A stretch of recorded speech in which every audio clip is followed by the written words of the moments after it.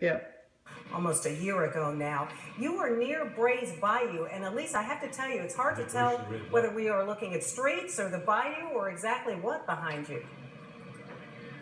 Melanie, we had a little bit of trouble with that ourselves as we parked our vehicle at a high point and then made our way on foot down toward the bayou. I'm standing on South Rice, and of course the water is up to my knees. There's no South Rice. For those of you familiar with the area, if you look just behind this huge tree, there is usually a creek that runs down the center. But the street and the creek and the water up right up to the house lines, it's all become one. And if you take a long look down this way, the street that intersects South Rice is North Braeswood. There is a bridge that you can see. That is where Bray's Bayou is.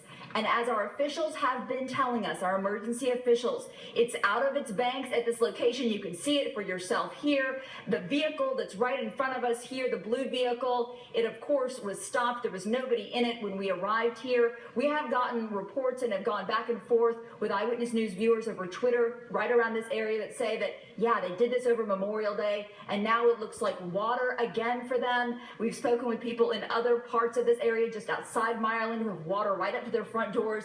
It's difficult for us as a news crew to assess the situation because we have limited mobility, but you can see how high the water is. The lawns are totally covered. You can see how the water is splashed right up to the houses, and in some areas a few blocks back, they're still crossing their fingers that the water doesn't get too much higher. You can still see their lawns. But we had a lot of people just coming out to take a look. Traffic is non-existent in this area because cars just can't get through. If there's a car or two out, it's basically there because it's stuck there.